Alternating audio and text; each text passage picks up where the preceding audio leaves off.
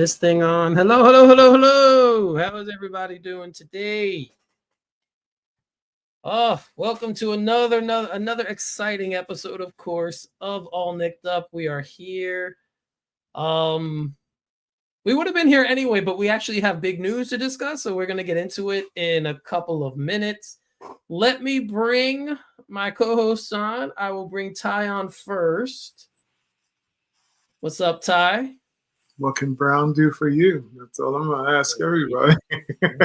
Oh. And let's bring Joe on. Joe is a little under the weather, but he's going to grace us with his presence for a little bit.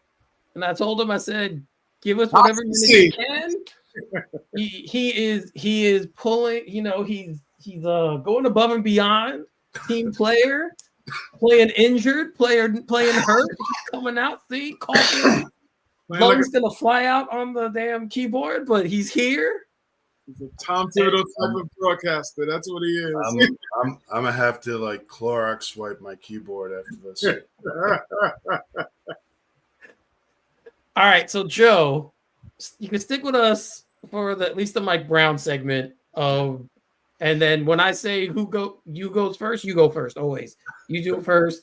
You could get your you get your stuff out, and then we will continue the show. But yes, the long national nightmare is over. The Knicks have hired a head coach, or I shouldn't say they have. Right now, they're to hire Mike Brown. That's the rumor or the confirmation that from sources, as we know, credible sources, is that the Knicks have chosen to hire Mike Brown as the 32nd coach in team history.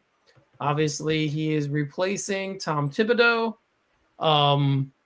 who, as many of you know, me and Ty really weren't fans of, and Joe kind of has a love-hate relationship with Tom Thibodeau. So, but first, Joe, what's your initial reaction to the hire? I'm not surprised that he was hired, especially considered there seemed to be some kind of synchronicity during the first round of interviews when he was interviewing with when Thibodeau got the job. Obviously, there's relationships with World Wide West and everything like that. I'm having a hard time getting up for this. I don't know necessarily that this is a bad hire, but I don't know necessarily that it's the right hire. And I could go into reasons for that, honestly, but I don't know if that's another segment. But I'm just kind of left meh, all right, Brown. But to the Knicks fan base, the boogeyman isn't here anymore. We don't have any more excuses. We don't have anybody to point a finger at. This is do or die for this team and for this front office. The scapegoat's moved on right now, and I'm not saying that he was unfairly scapegoated. I don't think that's the case. But just in short, I'm not seeing that different of a coach. I have to bring up some ChatGPT. I asked ChatGPT about Mike Brown, and I have to pull that up here. And ChatGPT is a wonderful thing. It's a wonderful thing to the point where it enslaves us, which may eventually happen one day. If you've ever seen science fiction and stuff like that, there's a reason there were no computers in Dune. But I'm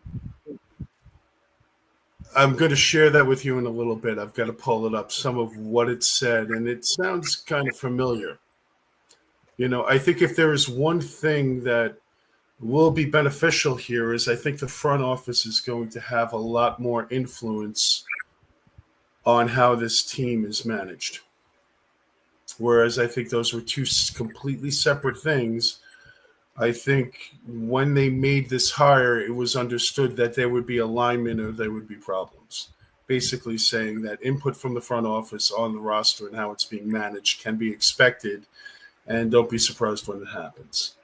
So I think that may necessarily be a good thing. I just ultimately think, Eric, and I know you've mentioned this before, I think, we have an offensive team. We have some nice defensive pieces. but the engine of our team is offensive in nature. I think an offensive mind would have been better. Not that maybe there was one that was out there. Again, we didn't exactly have, we went looking for a prom date, a week before the dance, basically, where all the good partners were taken, but you can't help that. So I don't know. I'm just kind of like, meh, Yeah. We'll see what happens. I'm hoping for the best. That's kind of my perspective as well. Ty, what about you? I think you got to look at it from a perspective of just the human nature of all of us. We all date the same kind of person usually until we know that we should date someone differently. So how do you know that until you really have a different experience? What we're seeing from the Knicks is that they love dating Tom Thibodeau. They did. They loved him. They were all working. They were buying him flowers. He had candies. He was running around, had control of the gym. He had the key to the apartment. Probably had his own little sock drawer. They loved Thibodeau. But much like anything else, he got a little bit probably long in the tooth, if you want to call it, or took certain privileges, advantages that they loved him so much that they allowed him to kind of have his own say about everything. And I think what happened was it really got out of hand. It got to the point where, they spoiled him so much and, he had full autonomy for a long time. And, he basically started turning his nose up. What they said, bite the hand that feeds you. That's pretty much probably what happened with Tom Thibodeau in the New York Knicks. That doesn't mean that much like anything else, when you get your heart broken, it takes a little while. Like, you're like, oh, they were somewhat good to me. You start noticing the great things. You're probably crying in the tissue for a little while because you know all the good things that they had. And then there was a little bit of bad things that kind of broke up the relationship and you can't get past it. But what do? You go out into another dating world and you find yourself looking at kind of the same type of person. You find the same look, the same man or woman or whatever your preference is. That is what you're attracted to. So what do we see? We probably got a guy who conceded that he should be bald, and he's actually a little bit tanner. He's probably not as gravelly in the voice, but we found a browner version. No pun intended on the brown, but we really found Tom Thibodeau cookies that actually stayed in the oven a little longer. We have Mike Brown. We have a guy who has a lot of the same similarities as Tom Thibodeau, because the Knicks probably did like Tom. They just had a problem with Tom, not doing what they wanted him to do in certain aspects, and he got a little ahead of himself or full of himself, whichever way you want to say it. So when we look at Mike Brown, we're saying Tom Thibodeau we always know the narrative. He fell 2 games short of going to the finals. The Knicks were 4 games away from winning their first title in 52 years. These are all the narratives that go along with it. So I'm more than sure somewhere in the back of their mind, the Knicks must have been like, man, it was great dating Tom as long as he, learned to close down the toilet a little bit. Did he close the toilet lid? Did he spray air freshener a little bit? Kind of think of everybody else, Tom, when they got to come in behind you. They're probably like, well, damn, we had like, if you was $1, we had like 75 cents with Tom. What if we can get at least a little 85 cents out of the dollar from someone else? That's what Mike Brown is. Mike Brown is probably the girlfriend that will listen to the Knicks, the boyfriend that will listen to the Knicks a little bit and be flexible. And that's what we all watch with Tom Thibodeau, him being rigid and inflexible. He didn't want to make any different changes. They loved him, but they didn't like some things about him. Now you have a guy like Mike Brown who's coming in. He's jobless. He's a nomad at that point. He comes in and goes, yeah, I can do a couple of these things that Tom does. And yeah, I'm willing to kind of bend a little bit towards what you need as a franchise. So I think, yeah, you're seeing, I quoted Craig earlier today when we were all in our thread chatting. I said, 2 things can be right at the same time. He could be absolutely just like Tom Thibodeau, and then at the same time not be like him. So we do see a lot of the same similarities. They're cut from the same kind of cloth. They're old school dudes. They kind of stuck in their ways. Pretty much all of us are to a degree once you get a certain age. So we will see some of the stubbornness that kind of gets all coaches fired after a long time. But right now, as we look at it, and I posed this question in the thread, And I'll ask anybody else out there who wants to chime in. Who would you want, Tom Thibodeau or Mike Brown? Who would you choose as a coach? When given what you've seen from the sample of what Tom Thibodeau has done in New York, and you're saying that this guy is similar to Tom Thibodeau. He's defensive first. He's kind of a little bit stubborn, kind of stuck in his ways. Who do you choose? Would you want Thibodeau or would you think Mike Brown? Because we're talking about championships here. We're talking about being opportunistic at the right time. We're talking about being flexible because these were the knocks on Tom Thibodeau. This is what we believe, or most people believe, is the reason why the Knicks were not in the finals, why they lost to Indiana, because he was unwilling to do just the little things. Do we buy that Mike Brown is probably more open-minded than Tom Thibodeau? I would think so. Can we go back and look at the rumors about Tom Thibodeau, compare him to the rumors of Mike Brown? They're night and day. We heard Tibbs don't coach. We heard he's a confusing person when demanding stuff. We heard that he really has letting players do what they want to do. I don't see instead about Mike Brown, who obviously when you see some of the excerpts from his practice, he's full-fledged a thong. He's all up in them. He doesn't relent. He just pretty much is saying, you're going to be accountable on my watch. Would he have pulled Josh Hart? Would he have decided to play a guy off the bench? These are things you got to ask yourself. And I think for the Knicks perspective, not Tyran's perspective, probably not Eric's perspective, probably not most of the guys that have been in this group and on this show, most probably would have said Taylor Jenkins. But I think we got to look at it from the perspective of the Knicks and whether or not they felt like Tom was good enough, just not flexible enough. And I think that describes why we're here with Mike Brown. It's a very good take. It's an interesting take, but it's a very good one. You're right, because I posted something, Joe, you brought up ChatGPT, and before when I was looking stuff up, I said, let me get a summary of Mike Brown's coaching career. And when I posted that in the chat before, and I said, who do you think this is? It literally could have been either guy.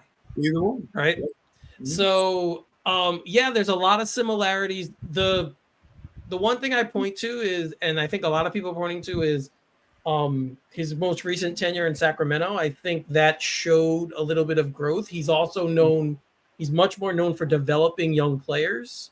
Yes. So I think that's something else that the Knicks are looking towards, because as we brought up, the bulk of their bench right now is still young players. Yes, they did sign a couple of guys, which we will get into later, but I think the bulk of their bench and guys they're going to be leaning on are younger players.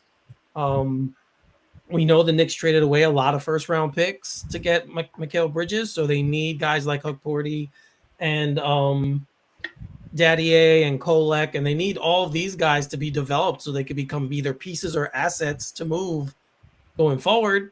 So I think we're in a better position now with Brown as coach than we were with Thibodeau. I definitely will say that.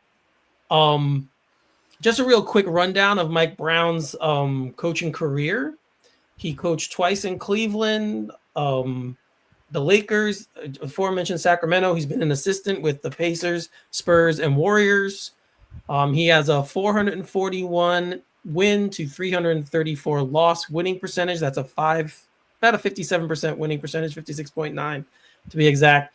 His playoff record is barely over 500. He has 47 playoff wins and 46 losses. He did lead the Cavs to the NBA Finals with LeBron James. I mean, that always has to kind of be a caveat because the East was not good at that time, and I feel like it was okay. You had the Celtics about to do their thing for a little bit, but still the East has always kind of been in that era, to me, was kind of the weaker of the conferences. It's been like that for like 30 years now. So I got to take that with a grain of salt, but he has gotten there and he has won championships as an assistant coach. So there's a lot of good on his resume. There's more good than bad. I'll say that on his resume. It's just the weaknesses. You hear the same thing: offensive creativity, in-game adjustments. Like those are the things we heard about that bother us about Tom. And I think that's kind of where I'm kind of like, did we really get better, or did we just make a lateral move to a guy who the team, as Ty pointed out, would be comfortable with? He did change his offensive philosophy in Sacramento to what he had. Yes. He definitely picked up pace and spacing in Sacramento, which was not his MO earlier on in his career. So at least that's something. I just hope that they get a good offensive mind as an assistant. Because, again, left to his own devices, he is kind of slow, grinded out, and I think his offenses were very dependent on stars. Having Kobe, having LeBron. Of course. Yeah. You know. He's a Ty, you posted this. He's a guy who utilizes the Princeton offense. Mhm. And if you guys know anything about the Princeton offense, I mean, it's been around. Yes, it's motion, back cuts, which is good for a guy like Towns because he can pass. So you can have a lot of those things. You could play him in the high post. You could have back cutting off of him. I'm interested to see exactly what we get there. But again, it's just kind of, he's a retread, and Jenkins would have been a retread too, but Jenkins only coached one other team. So like there's a little bit of a difference there, a little bit of an unknown, a little bit of a growth, I think, still we could have seen with him. There are other things that are coming out though that kind of bother me, and I don't know if they're true. Again, they're rumors. And I don't know if they're true, but there's things coming out about conditions that might have been attached to this coaching hire. One of them keeping Rick Brunson on as an assistant. Now, we were going back and forth in the chat earlier today about this. And for me, the biggest problem is if I'm being hired as the head coach, I do not want anyone telling me who I need to hire and bring as my assistants. That's me, Eric Holzman, speaking on this. If I was going into a job, I'd be like, I want my own team, my own guys. Let me pick my coaches. Let me run my system. And I think if that was one of the conditions, then I do not blame Jenkins for walking and say, if that was his thing, like, nah, I'm good. I don't want to have to bring any of these guys on. Totally understand. And again, I don't know if that's true, but we're kind of hearing these things. Ty, it doesn't seem like that bothers you too much, but what do you know? Oh, I'd be bothered. On that? I'd be bothered by it too. I think when you're coaching, you should be able to pick your staff. I do think that this is also the Knicks. We've seen it in other organizations, so I don't want to make it Knick exclusive. But I do believe that this is probably a little bit of a reaction, not in a Phil Jackson sort of sense, where he wanted the triangle. It was like you either run it or whatever. You know, he was hell-bent on believing that he's the one reason. Never mind that you had two of the greatest players probably ever in the basketball history, one of the best all-around players ever in basketball history, and Scottie Pippen. That had nothing to do with it. It was the triangle. You know, so he was just obsessed with, hexagons, triangles, and circles. This is what this dude was believing. It was his genius that put this all together. And not to discredit him, he was a blender of egos. And, but we got to give Tex Winter really the credit. Sure. When you think about it, that's what they don't talk about. But I digress a little bit. What was my point? What was the point? What were we talking about? What was the question you asked me? About bringing in your own staff, your own coaches. Yes. Yeah, I do believe that you should be able to, and I don't think that you should be predicated or pushed into, oh, you have to hire this guy. This guy needs to be on board or whatever. But the Knicks, like I said, they went to a couple extremes. The extreme initially was that they allowed, they brought in guys. Tom brought in guys. We had Woody in. We had the other guy who went to I can't think of his name. He was brought in for Julius Randle. They've had different people on the end of the bench, and those people actually left. And then we started seeing a little bit of what Tom had, who he brought in, like Dice, Dice and all those guys. Yamamoto, and, guys who basically were not going to challenge him. That's really what it came down to. Because from what all the rumors we hear about Tom Thibodeau, he's the lone voice and the lone direction. He doesn't take any input from anyone else other than Tom Thibodeau's shadow. So, in knowing that, I think that the Knicks are probably, once again, I talked about having a girlfriend who you were in love with, but she got a little out of hand, or boyfriend got out of hand. And when you try to discipline them, they're like, all of a sudden there's some rebellion. I think the Knicks had input. They wanted, they believe Tom should have probably extended the bench.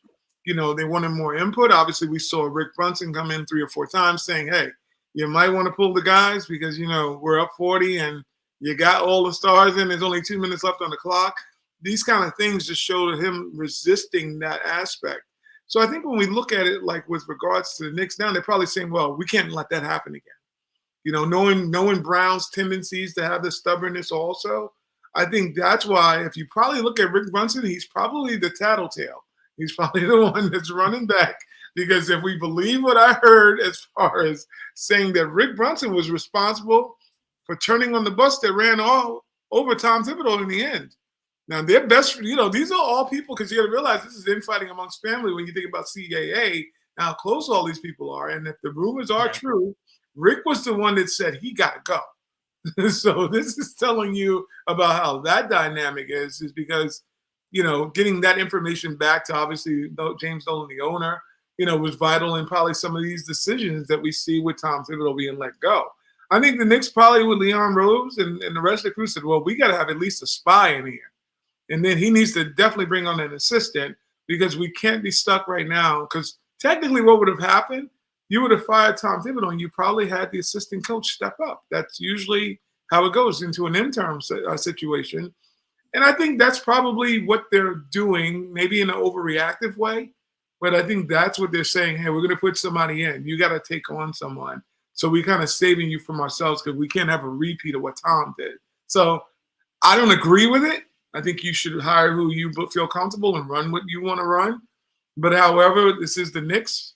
They've been hoodwinked and bamboozled several times, and I want to show they're a little gun shy about making sure that this doesn't happen again, where you have Tom Thibodeau and the disconnect from the front office. And I'm willing to bet the one thing I'll add to Dolan is I think that he was probably shielded from the real things that were happening with Thibodeau in the locker room, as far as what he was doing with the players, his reluctance to kind of listen to people. And I think he probably went to Leon, and he just keep it a buck. He probably was like, hey, you're not putting anyone else in here with that kind of situational autonomy where it can get out of hand. And meanwhile, you have players, because once you know what happens, if the Knicks get any inkling that they're dysfunctional, the whole world knows about it. So these are things that the Knicks are probably saying, let me just make sure I got a little protection. I don't agree with it, but I understand. Something, there were some foundational things that were going on with Tom Thibodeau that are not going to happen any longer. You had basically the separation of church and state almost. Front office and the coach. And the coach was not interested in any feedback from anyone. I think that this whole situation can work, even if Brunson stays on. You know what? You don't have a salary cap on coaching staff. You just add him on to whatever coaching staff you were going to bring with you anyway. Your coaching staff is going to be important. I think that Brunson does serve a purpose in that, and that it does keep Jalen happy. He does have pretty established relationships with pretty important people on that team. He's never struck me as anybody other than a relationship guy. I think really at this point, I think I'm more interested now in what the assistants are going to be like. Because, again, we need someone who is a tactician offensively. And one of the things I noticed from my friend ChatGPT that said is a lot of times, and in Sacramento, his assistants ran the offense. So, again, you have somebody who is not really an offensively focused coach, but at least someone was running the offense rather than the players, which was a big problem with our offensive setups before. So this is where you go, okay, we have our established coach. He can handle New York, which is a good thing, because he can handle New York. He's built for that. Now start looking to the great young minds, start looking at college, start looking at people that have kind of that analytical side to them, that study offensive basketball, and start bringing them in and interviewing them. I think that could help kind of balance this thing off. Again, hopeful at this, but I don't think, honestly, and I kind of predicted this when this whole thing happened, that Brunson was going to be taken on by whoever, that he was not going to be shown the door. I expected this to happen, and I don't know that it's necessarily going to be the worst thing in the world unless he becomes a problem with the coach and he overestimates his influence on things. because, again, he's got an asterisk next to his title. He's there for very specific reasons, and it's not his coaching ability. So he needs to find a space in which he can be effective and bring value to the team. Right. The onus is on him for that. Yeah, I just, again, no, go ahead, Ty. I was going to add to his credit, he has said in the past that he's watched Thibodeau rip through his son, and he's taken it, although he was mad about it, but he still allowed him. And he's like, he had to separate being father from being coach, and he said that it was tough. However, he did it. So this is his words. I mean, we don't know because we're never present, but I would like to hopefully believe that if this is really his stance, that he knows that his son needs the coaching as opposed to leading his dad to be a layer of protection or to overstep. So, you know. Yeah, just the other thing I kind of, you know, push back against with this with if that was again a condition of the hire. But the other thing I push back was specifically with Rick Brunson is it was different with Thibodeau because they had a previous relationship, and you don't have that same thing now, right? So I think I think there's many more chances for combustibility between those two, and I mean, I know everyone's professional here, but Jalen Brunson's still his kid, right? And the parent's first instinct always is to protect your child. So, you know, I'm sure if situations in the past when Thibodeau was coach where he could go up and kind of just talk to him because they have a relationship, this time that's going to be a more difficult conversation. So I just hope again, everyone's an adult, everyone's a professional. I don't like the practice of being forced to take on a guy, especially when that guy is the father of the team's best player. But it is what it is with this organization. The Knicks have always had this kind of familial kind of feel to it. Even going back to James Dolan's consistently keeping Isaiah Thomas around, like no matter what that man did, he was kept on and kept around. So it's very much in the Knicks history. And again, their last 25 years haven't been the greatest. So my head always is going to err on the side of that. Like, is this opening something, another kind of problem, or could it be problematic? I guess we'll see. One name for an assistant that we have heard that we still don't know what's going to happen is James Borrego, who, if you believe the reports, even interviewed for the job. And apparently the Knicks would like to bring him on as lead assistant, if that's what we're hearing. And there's your offensive guy, because that's what he's known for. So if this does happen where they wind up getting Borrego, he's the offensive guy. It could be a situation like you have in the NFL now where you have an offensive and defensive coordinator, and both of those guys kind of do those jobs, and they're responsible for that part of the team. So I would like that if that something like that were to happen. But again, apparently the Pelicans are blocking it or might be blocking it. I don't know if something can be worked out. They're a bigger mess. So if I'm Borrego, I'd be like, can you please get me out of here?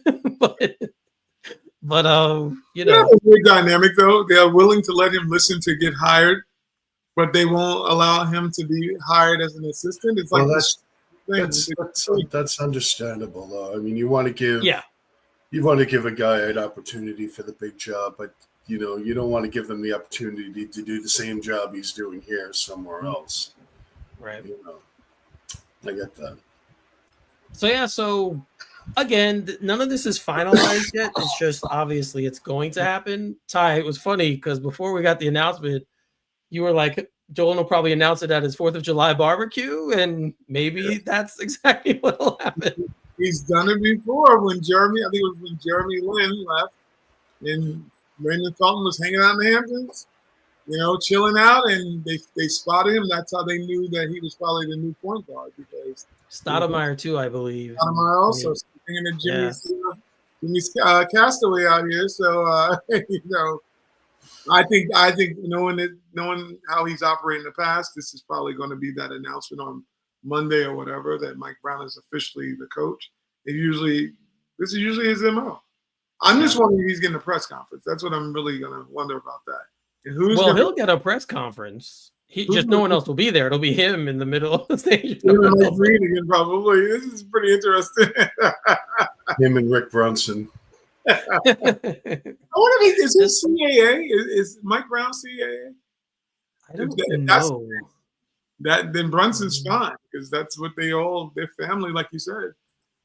Yeah, I don't know. That's a good question. Let me find out. I'm gonna look it up.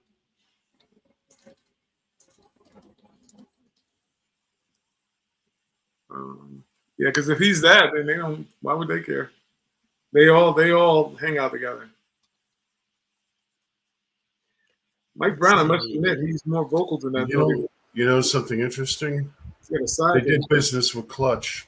Jordan Clarkson's Clutch. Yeah. And if you Rich Paul reached out to the Knicks, from what the reports are, to talk about Jordan Clarkson. So perhaps when they made good on the relationship, I guess, on the communication, it was about 2 years ago. The beef squashing dinner. What's that? He says beef what? The beef squashing dinner. Yeah, the beef squashing dinner. Yeah. So maybe Jordan Clarkson, from what they've said, always wanted to be on the Knicks for a long time. They've been trying to trade for him for the longest. We've heard the rumors. Yeah, he's been yes. Yeah. So. Yeah, his agent is not CAA, so he is not a CAA guy, which is kind of cool in a way. Well, that's good. I like that. Yeah, you got to like that. The nepotism that goes on, and that's the one thing I must say. I think this hire really helps Karl-Anthony Towns. In my opinion, I think that this really listening, with the Princeton offense, and also that's who we need to get right. The only thing that can go wrong is that Brunson says, "What about me?" And I don't think he's that kind of player. But I think right now we have to get Karl-Anthony Towns to an elite MVP level in order for the Knicks to win a title. And maybe Mike Brown can get that out of him. We saw that dynamic in Sacramento with Sabonis and Fox. He got them playing, although those two are not great defenders as well. So hopefully we can see that dynamic actually work and unfold. But I've always been of the mind that as much as I love Jalen Brunson, he's got to defer more. He just has to. I agree. Yeah, he's got to pick his spots more. I agree with that. It's going to be interesting to see how Brown utilizes OG and Bridges now. That's one of the things that I kind of, as soon as I heard about the hire, I'm like, well, one of the issues I think we all had was how they essentially weren't what we thought they would be under Tibbs. So it's going to be interesting to see how Brown comes in and utilizes them, and see what kind of defense that they do deploy, because that's what he's known for. So it's going to be interesting to see how he takes these pieces now from a defensive standpoint and pushes them forward. I have a very strong feeling, just based on the analytics, that if they do not do anything else, that McBride might move into the starting lineup. Mm-hmm. I don't know that for certain. It's just something that I think could happen. And that should immediately make their defense better. So we'll see how he deploys things. It's going to be interesting to see now how they build out the roster, if they make any more moves. But let's talk about the moves they did make, because they did make a couple. You already mentioned Jordan Clarkson. Jordan Clarkson was a buyout from Utah, and then so the Knicks were able to sign him on the cheap. So to get a guy like Clarkson there, he's a pure scorer, right? Won Sixth Man of the Year, I believe, in 2021. Instant offense, a very confident guy. Guy can create his own shot, which is good. The Knicks don't have a lot of shot creators, so here's another guy who can create his own shot. So I'm definitely interested to see what he brings to the team. Joe had to leave because sickness caught up to him. So thanks for hopping on, Joe. Give it a few minutes. Feel better. Yep, but Clarkson is another guard who has defensive limitations. So, a little shot happy as well. Likes to get them up. Kind of like Campaign, but hopefully he makes a better clip than Campaign. So what did you like most about the Clarkson signing? Well, I think it definitely the relief of when you send Brunson or call Anthony Towns to the bench. You're not searching for that guy who you'll need a bucket from, or who's versatile enough to actually go into into the starting five at some point, whether they close out games and he becomes a threat. We talk about Josh Hart. He's the one that's in the bullseye right now in New York. I love Josh. I have no problem with him being a Knick forever. I mean, it's fine with me. I think the problem is that we've talked about it and discussed so many times about how overused he was. He was put into roles that, just because he can do it, don't mean you actually put him in those positions to do it, And we saw, basically, although he defended it at the time, we saw the results of a player who was broken. He was overused. He pushed back against the minute police, but then the minute police arrested him and threw him in jail because his body completely fell apart. He didn't have anything. This is a guy who had a knee injury. By the time, when was it, like the All-Star break? Wasn't playing that well to begin with. And what does Tom Thibodeau go and do? He simply says, "Oh, we're going to play you more minutes. We're going to use you. We'll play you at the 5. Josh at the 5." He didn't care where he put Josh. And the results of that is that we saw a player by the time he got into the deep part of the playoffs, he burned out. He didn't have anything. I don't think he's a broken player. I think he was broken. And then on the Roommates podcast, you hear him talking about that even though it was 2 weeks, I think, later, he still couldn't move.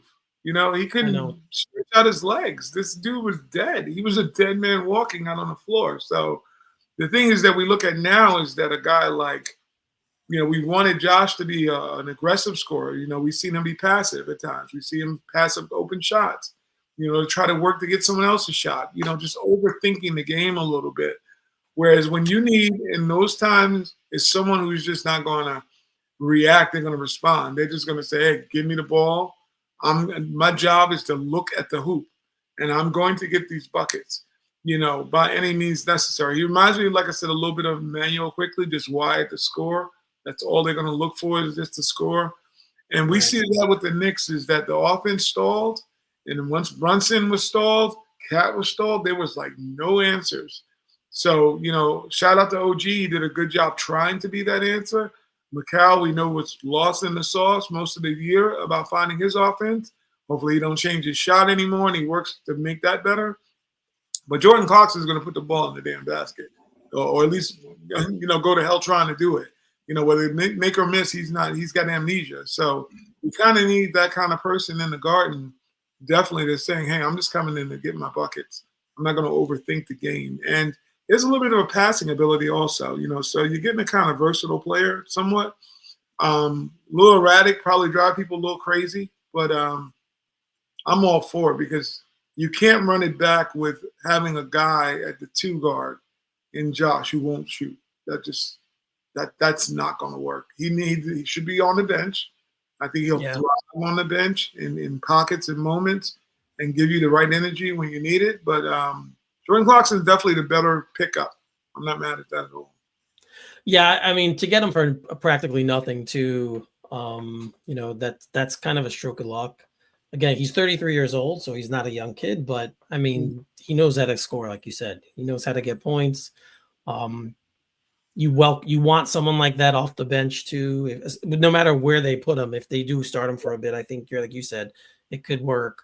But I think because of his success coming off the bench, I think, that's kind of where I'm looking at him at. Again, not a good defensive player, so it's another thing where you're kind of like, can you play him and Brunson together?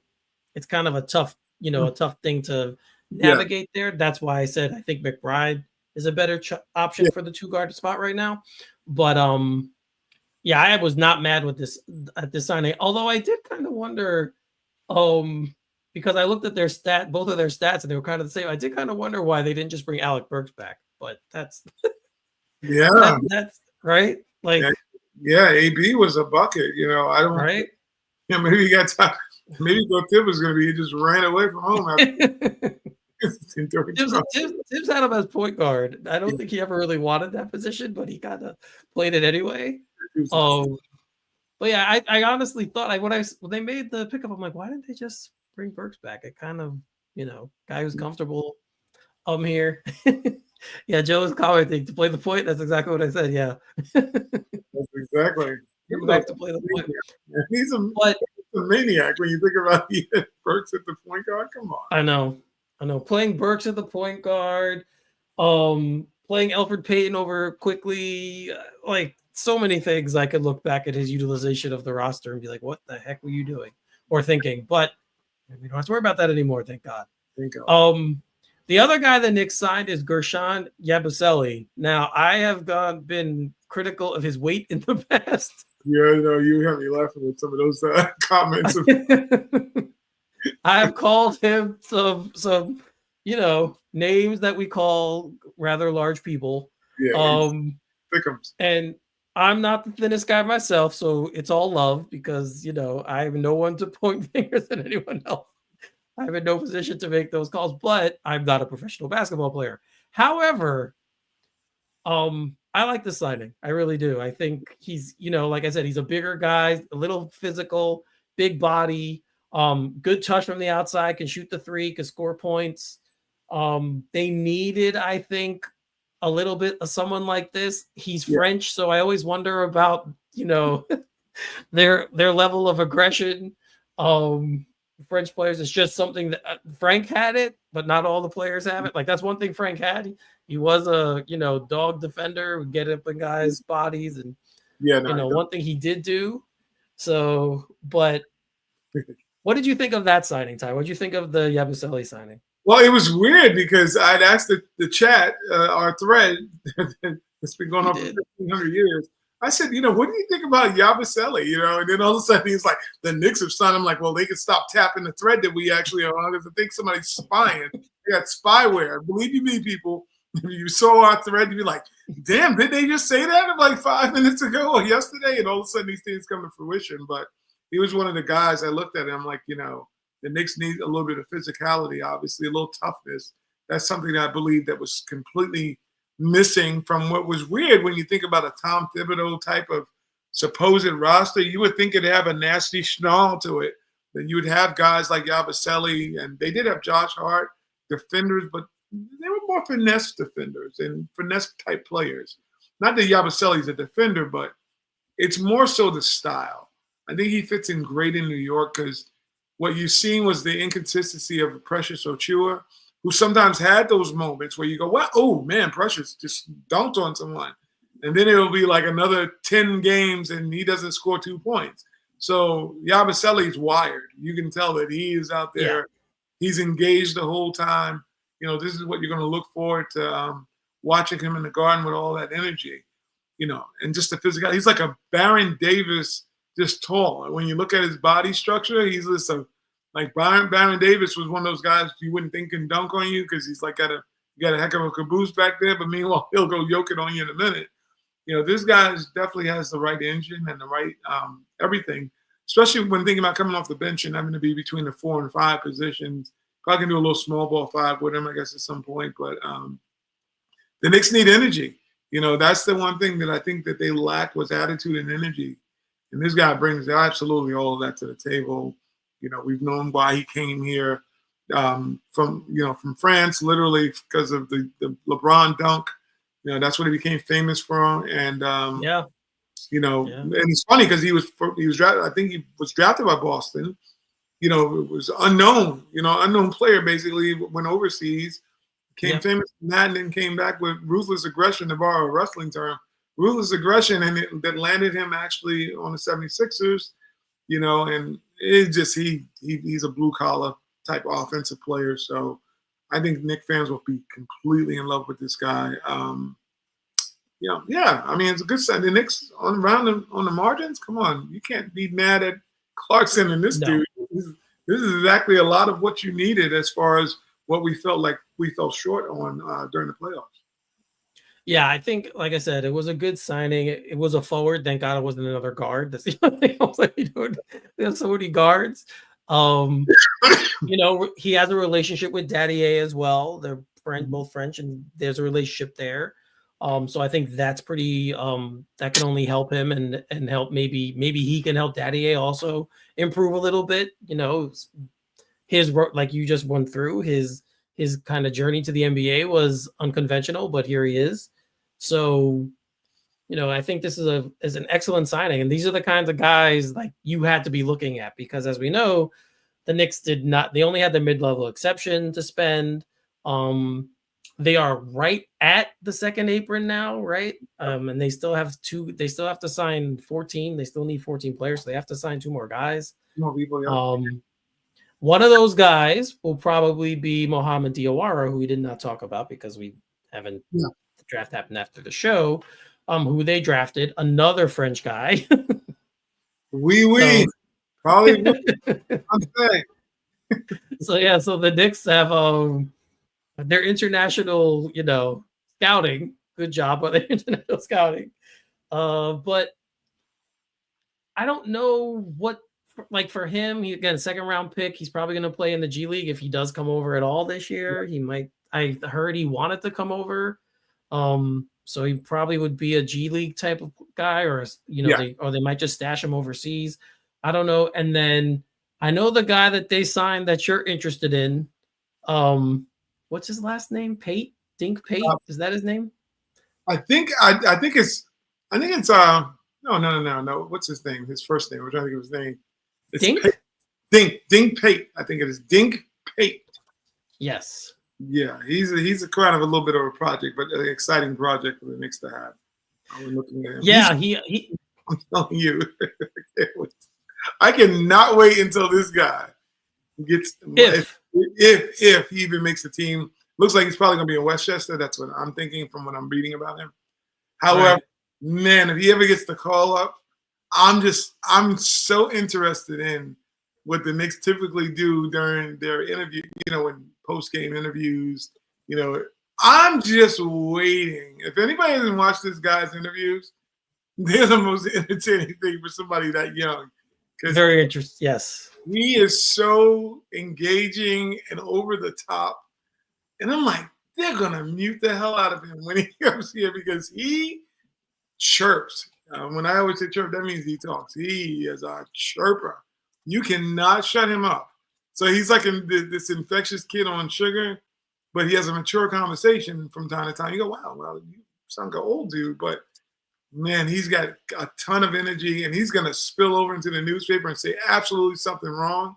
So those who have been wanting the Knicks to get messed up from their media policy, just follow that dude. He's going to be hilarious to watch. Yeah. He's a very young guy, right? He's only 19 years old, I think. He went the route of the G League Ignite. He didn't go to college. He went to the G League Ignite. He played there. Can't shoot worth a damn. No. But good playmaker for a young kid. Seems to have a pretty good feel for the game. Mm-hmm. So we'll see if anything happens there. But I agree. He's definitely a guy to, keep an eye on. He was a very highly rated prospect, high school prospect. And these are the types of guys, I say this all the time. These are the type of guys you want to bring in, get them in your program, see what they have. And who knows, you might catch lightning in a bottle with one of these guys. But outside of those two two guys, I don't know what else the Knicks can do. They can probably sign another veteran to the minimum. Yeah, there's a vet minimum, I think $2.3 million or something like that. Right. Who's going to take it? Yes, that's the thing. Who's going to take it? And then what are they don't want to go over the second apron. No. So I think the talks was that they believe they might ask Yabusele to take a little less. I did see that, yes. Deal and shaving those numbers will help them in the long term, which everybody's taking a pay cut that's come to the Knicks outside of OG, I think it is. Well, because we got to think like this. Towns already had his contract, so OG when they take every bit of his dollar. Everybody else, and now McCall's obviously up, so we'll see what he does. But everybody was taking a shave early on, so it's true. That definitely seems to be something that these guys are willing to do. The players that are here. Again, I am very much not. I'm not going to say I'm not a proponent of extending him, but I'd really think twice about extending Bridges at this time. I need to see what I he think, is this year. I think he's going to get 4 years. I don't think he's going to get 5. I think it's going to be a compromise because he has to give a compromise. I think to a degree, in my opinion, because I think even on the open market, I don't think that he could command a max deal from someone. Granted, I mean, we don't know. You know, it's kind of hard with how Thibodeau coached. I couldn't even tell you what any of these players truly are. I just seen examples of what they were not under him. So, you know, will we see a Mikal Bridges that's more aggressive? I mean, obviously the talk was about him fading away from the basket. Nobody wanted to see that in New York. Yes. It's why he never he's never, and you can look this up, he never shot a bunch of free throws his whole entire career. So his game has been a finesse game, period. No contact. You know, he's like, don't make no contact with me. Don't call me, no nothing. You want no contact. He has no contact whatsoever in the paint with anyone, other than when he dunks from time to time on a fast break. I don't know. He says even if Moon can extend him. Yeah, you have to. He's saying you'll have to, probably for the trade purposes. So yeah, you're probably right. I'm thinking that he's probably going to get extended because the MO with Leon Rose, which we've seen, which is funny, we've seen it with Quickly, we've seen it with Julius, we didn't see it with RJ, but what we've seen is a growing theme that when your extension is up and you're due for one, they trade you. They get you out of here.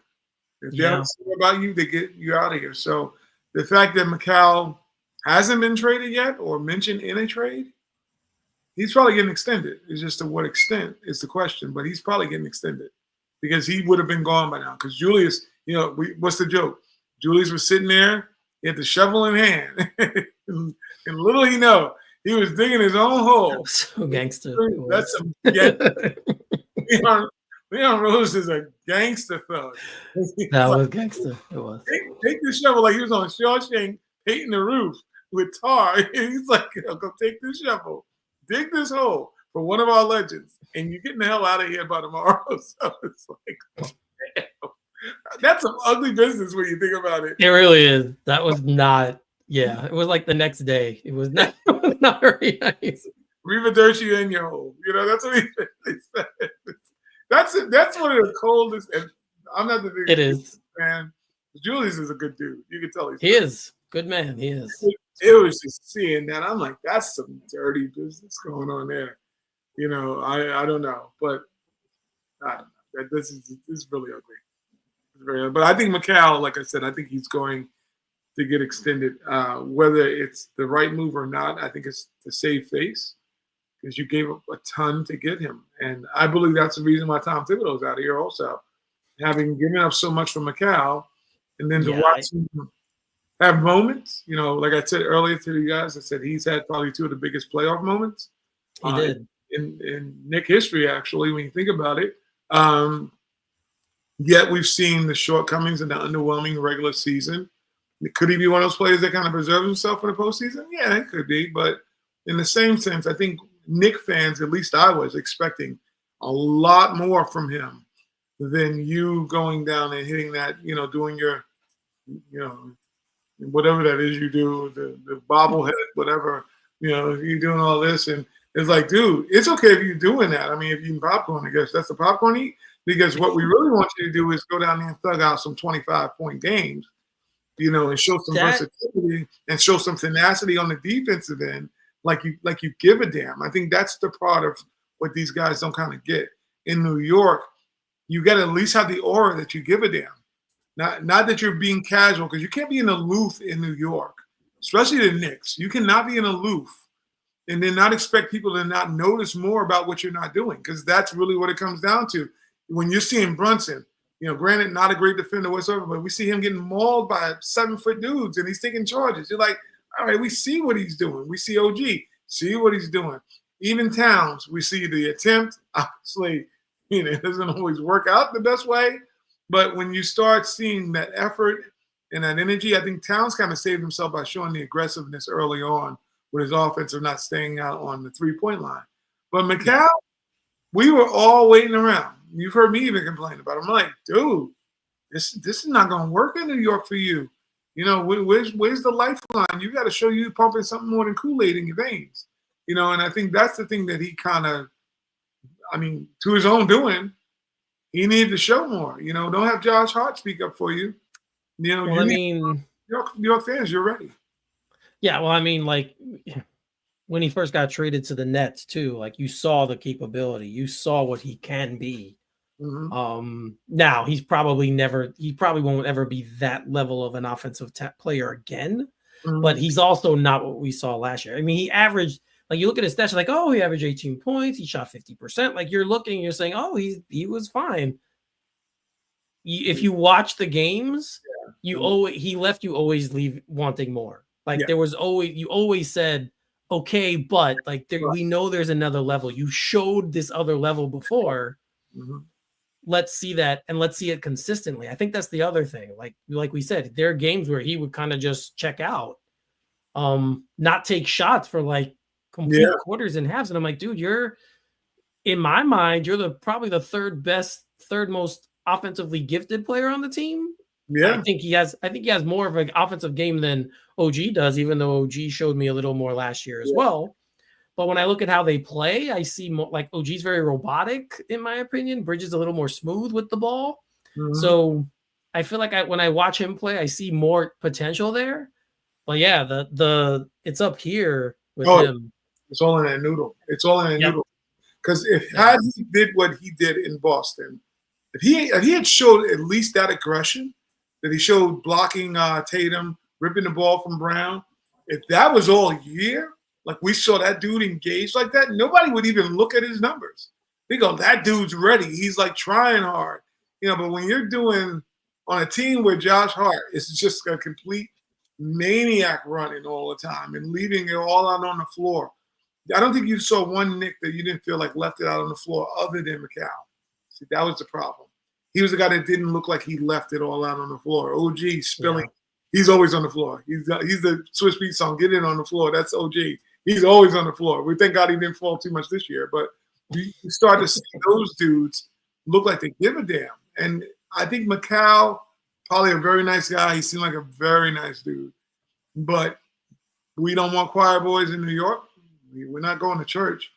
We're trying to win a title. So I think he needs to show that not only he belongs, but that he fits. That he fits the criteria of what New Yorkers want. Because those two things were surprising that he did with Tatum and Brown when looking at how he got those last second shots block and the steal and ripping it. That's what we want. We want that all the time. So yeah, I mean the team gave up all of their draft capital for you. Like that's what I'd be saying. Yeah. Look, we made a major investment. We essentially said you're our third star or whatever you want to put it. We are essentially saying, you know, what between him and OG, but still, you're essentially saying one of you guys is our third best player. Yeah. You know, we gave up a package for you, you know, that shows our faith in you and what we think you're capable of. Yeah, man, it's just it was a bad season. And again, I'm very critical. I've been critical, and I'm not until I see different. I would eat those picks and not extend him if you don't have to. That's my take on it, at least right now. He might be Joe. Like he might be fine with new coaching. This could exactly be what he needs, and maybe Mike Brown will unlock him or get the best out of him, and that's what we need to hope. But he definitely needs to get something out of him because. But I'm like with you in this regard. You know, we're gonna always look at the picks because the thing is, remember my whole knock with Kevin Knox was, I was like Kevin Knox. You know, everybody. I mean, obviously, there's a lot to knock about Knox. You know, no pun intended on the words. But my biggest issue was when guys came into the gym. I'm like his peers. I'm like, you're supposed to show out. Like you're like, oh, you're coming in here. I'm going to show you why I'm the 8th pick. I'm going to show you you're not as good as me because that's usually what it is. Those guys come in and you're like, I got something to prove. You know, and I'm not going to, you know, him coming over and knowing the Knicks gave up 5 picks, you would think he'd go, I'm going to prove I was worth all those damn picks. You know, that's what you're waiting for. And he was like, you know, that's them that they paid. That's what it looks like. That's them. They paid that. I didn't ask them to give me 5 picks. It's like, no, dude, It's true. you're right in the crosshairs because I don't think he's familiar because he was in Brooklyn. That's not New York. It's just a borough. That's not New York basketball. It's just a borough. And he can skate by in Brooklyn. But New York, the real New York, the real mecca of basketball, man, these some rabid fans out here. They will call your mom up and tell you ain't like doing layups. So I think that's what he's a victim of being too casual, knowing what was given up. Right. So we're to the point of the show that I really didn't want to go, but we have to go because it's a rumor and who it is. And it's being talked about. And I really, it's the furthest thing from what I want to do, where I want to go with this team. But there are rumors once again floating around that a certain player, a certain goat might want to come to the Knicks. And yes, I'm talking about LeBron James. Now, you got to take this stuff with a grain of salt always, because it was a conversation apparently that he had at a dinner with Kevin Love and someone else, and he was in New York, and his wife was involved, and she was like, "Oh, you know," and it was something to the effect that she wants to be here, or she might want to be here. So he's like, "Oh, you know, I might have to consider the Knicks, signing with the Knicks or coming to the Knicks," and I mean, Knicks fans have heard this line before, not only from, you know, him being rumored in 2010 coming here with the decision and all that crap, but the Knicks fans have been on this not just for LeBron James, but for a lot of aging superstars in our lives. We have heard this story before. Look, after 2010 and when he decided not to come here, whatever feelings I had to want him to be a Knick were gone then. I have no desire, especially at 40 years old now, when in my opinion, he needs the Knicks more than the Knicks need him. Mm-hmm. And if the Knicks were to ever win with him, it would be all about LeBron James, all about him capping off his career, blah, blah, blah, blah, blah. I mean, I'm not a fan of his. I do recognize certain things, and I am less petty about him than you guys are. You guys are extremely petty when it comes to LeBron James. But Ty, when you heard this, what was your reaction? I'm going to edit it from what I told you. PG-13, or we're going to PG or G it? I said, fuck that snitch. That's the best way I can do it. I'm going to clean it up as best as possible. I said, fuck that snitch. All right. Y'all feel the whole rest of the alphabet where I change numbers like it's Wheel of Fortune. That's my Pat Sajak moment. Pluck that snitch is what I said. But I will post Joe's comment because he did not leave anything to the imagination. Put it in words, you know. I gotta watch. I got a little nephew who might be watching, so you try to say how I say things.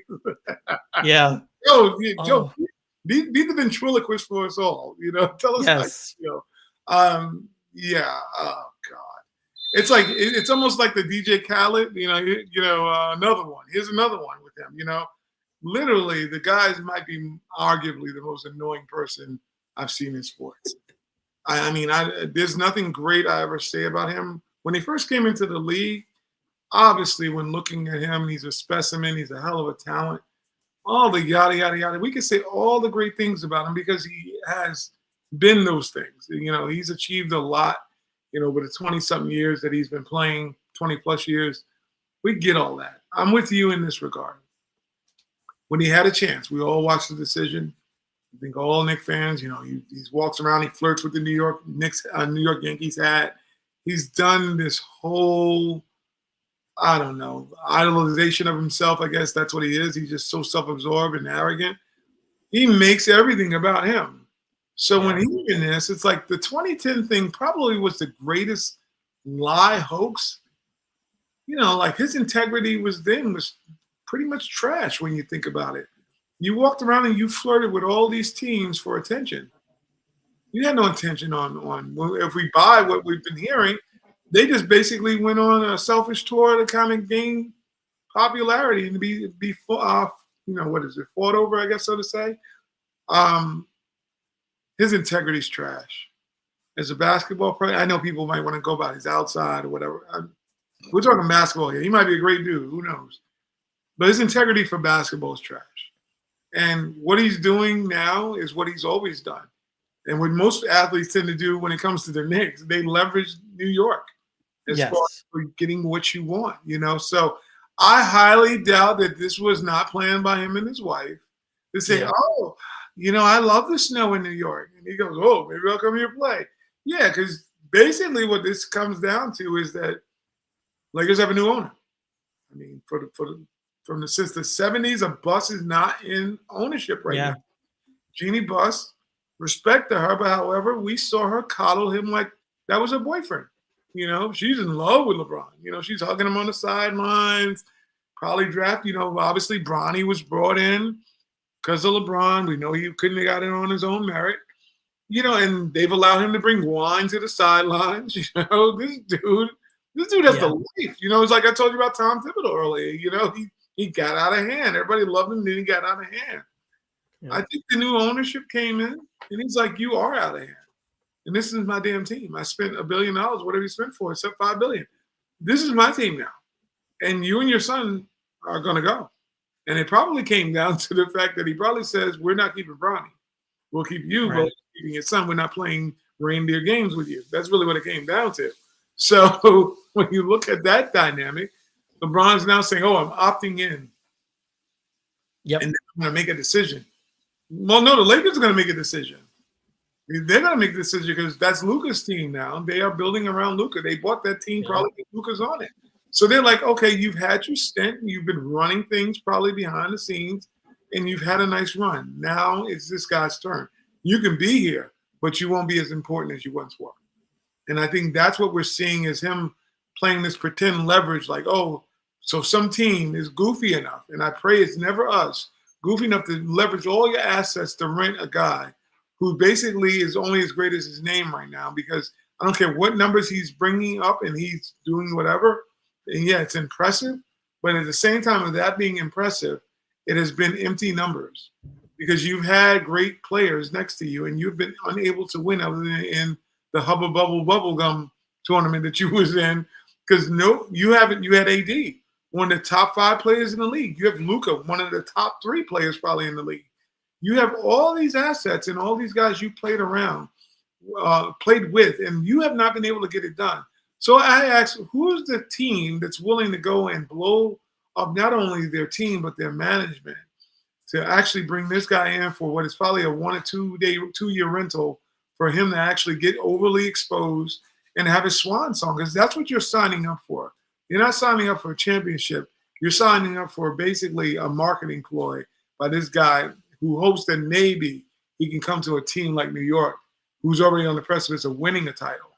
And he all of a sudden becomes the reason they win. Oh, now it's about a GOAT conversation. It's about New York. Shout out to Alan. Alan, we love him, but no. Nobody wants all that garbage up in New York. I'd rather lose. I'd rather not see a title than have that dude be the reason we won a title. That's just how I feel about it as a Knicks fan. It's true.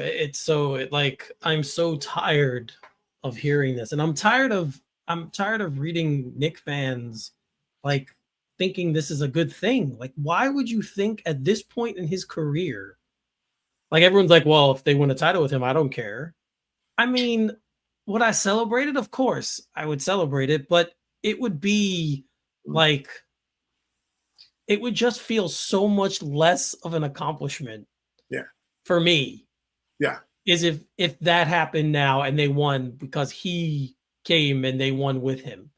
Again, it wouldn't be a Knicks championship. It would be a LeBron championship. Yeah. And that to me is the biggest difference and deal. And I feel like we're a little older than I've said this in the past, we're a little older than the most of the guys who do this. Yeah. So really just putting it in that perspective, like with age comes wisdom, right? And like we see a person for what he is. We see a guy for what he is.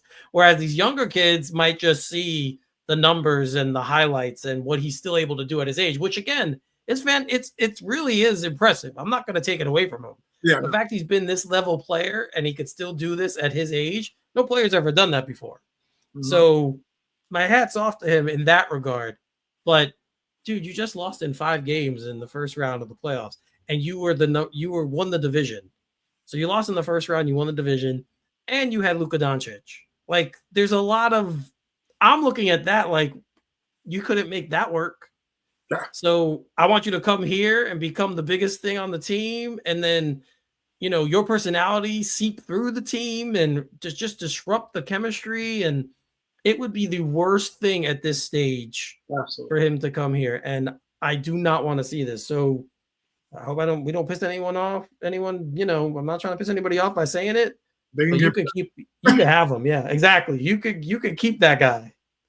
I look at when you look at what he's done over the years, like the one thing that I'm liking that people are starting to point out is that the longevity thing has been his crowning achievement. Like everybody's like, oh, 20-something years, and like, oh, he's the GOAT. Then when you dissect it, because someone brought it up on another show, he's had 4 rings in 20 years. That's not good. It took you 20 years to get 4. And you've been over in the Lakers, which I don't care what anyone says, because we even heard Caruso bring it up. He's like, they can't say this one is not good when he won the title. You see, because nobody, even AD, said that it was kind of like a casual way of playing basketball. No one is going around saying, oh, that ring in Disney World, when you get the free cup and the lightsaber that you wanted to get, they built you a ring also. This is what happens. No, come on, man. This is just an extra trinket of make believe, because this is not one of Jordan's rings or Magic, hook shotting over the Celtics, Tim Duncan. None of this matters with that ring. That he really, in my opinion, has 3 rings, because that situation was manufactured for a person like him who had been prior to that stalling out because he was not healthy at the time. So it gave AD a chance to have a rest for a couple of months. These guys were fresh-legged. Basically, they treated it like the beginning of a year, So when you think about that along those lines, he's never been that great as people make him out to be. He's been fabulous as far as putting out stats. But we're talking about trying to win. He hasn't won in a long time. I'm talking a long time. One. His last win was, what was it, Kyrie? Kyrie was his last win. I think that was that the one in Golden State? I think that was Cavs. Yeah, the Cavs championship. Yeah. That's his last real win. That bubble stuff, forget that. I don't care. You can holler at me if you're a Laker fan or whatever. I don't either. I don't count it. Why that was considered a great. Why would you even want to count that? If he as a grown person shouldn't want to count that, but he has to because it's ring culture. So he's trying to count that. But when Knicks fans are asking to bring this dude in, what has he won? He's had better talent than the Knicks had. He had top 5 players, and he couldn't win. So why would you say, oh, bring him in, take the ball out of Jalen Brunson's hand? Now you're restructuring the team because that's what's going to happen. Brunson's now going to be off ball. He can't because LeBron can't play off ball. He can't shoot. Can't shoot consistent enough. If he can't work with Luka, what makes you think he's going to work with Brunson? Yeah, like I again, it now all he's doing is just like dropping more sprinkles on the Sunday. That's all. That's all he's doing at this point. He's just like putting a little more sprinkles. Yeah. Trying to make him just top off his career. Like that's essentially what he's doing now. And Reggie Miller put it very well. And I don't know if I totally agree with him, but I get what he's trying to say. Mm-hmm. He said they asked him about who's the best player, and he was like, well, Michael Jordan is the best player. He says, but LeBron had the best career. And what he meant was because of the longevity and because of how he's playing still now at this stage, Like you can make that argument about him that he's had the best career. And I guess if that's what you want to say, you can say that. Yes. If that makes you feel better about him, then you can say that about him. But yeah, stay away from the Knicks. I don't I don't want you here. No real Knicks fan should want you here. Prince. Oh, there we go. Blouses. All right.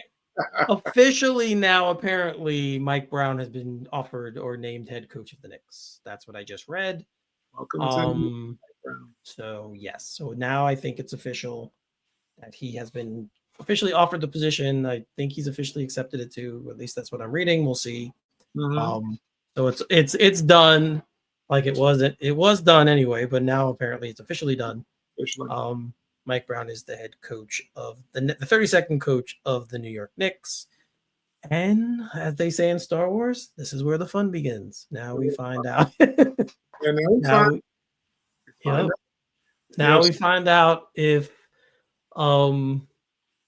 he's just more of the same, or if we finally have a coach that's going to get them over the hump, because that's all we care about. That is all we care about. Yeah. No, I don't think any Knicks fan cares about anything, especially ones who have been the older, us in this generation and older, who are just waiting for another. Yeah, just we're waiting for the yes. Anyone born past 1968, I would say. Yeah. Your 5-year-olds could remember a Knicks championship. So I think anyone born past 1968. Yeah. We need this thing to be over with. Yes, we need it. Like this needs to happen. Yeah, all right. There's been other news in free agency. We're not going to get into it. I think the biggest surprise was probably the Miles Turner. Oh yeah. Thing with Milwaukee. We will see how that impacts Giannis and what he decides to do. I think for stylistically anyway, he fits what they like to do. He's essentially just Brook Lopez getting paid more. Yeah, younger version. A younger Brook Lopez getting paid more, but Lopez left. They needed to replace. So they've made some other small moves. They signed Gary Harris. So that's another situation I think we'll want to keep an eye on as time goes on with what's going on with Giannis. But that's probably the next the other big move that happened in NBA free agency. But again, we'll talk about all this stuff as the summer goes on, as we get closer to the season as well. We'll probably do more intermittent shows now, maybe once every 2 weeks, or we'll figure out a method or a schedule. I will not be here next week. I am going on vacation again. Nice. I'm traveling again, so I will not be here next week. But if you and Joe decide to do a show, go ahead, do a show. If any big news breaks again, like if another trade happens or something, I'll be upset that I missed it. But you guys definitely carry the torch and get the news out there to everybody. We'll do. We'll be fine. All right. Any closing remarks? Oh, welcome to New York, Mike Brown. Let's get this thing going.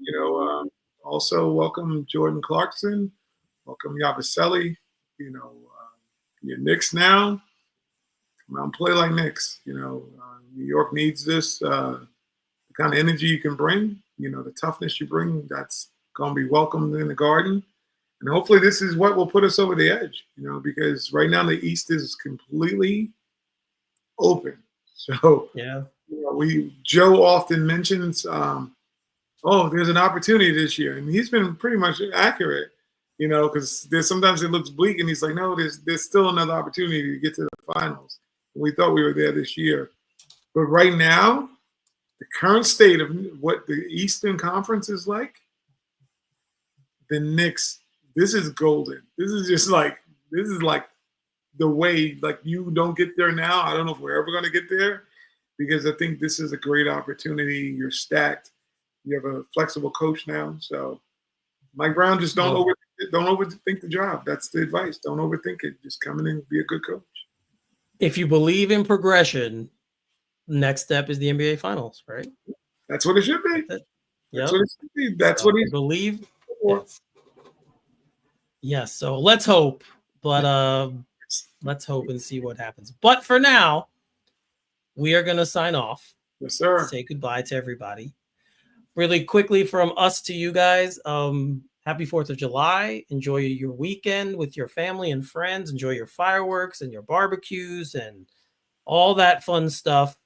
You know, we need to celebrate. We should celebrate what it means to be American because we get to sit here and talk about this kind of stuff. Yeah. Right? So, one of the great things about it is we get to sit here and talk about basketball and, where there's other places in the world that have real problems. We're sitting here talking about basketball coaches and Because you could be with Diddy. So I'm just saying. yes, although he's in a happier mood tonight, I'm sure. No, he got denied. He's not getting bail. The bail got denied, right? Yeah, got denied. So he won't see. He's gonna wake up sentencing in October. There'll be no white party in the Hamptons this weekend, folks. No, It's virtual, a little digital. GP, what is it? GP chat? Is that what he says? Chat GPT. Chat GPT white party. That's what's happening on. It's all virtual. It's virtually not going to be one for a very long time. All right, let's get out of here. For Ty and Joe, I'm Eric. You're watching All Knicked Up. See you next time.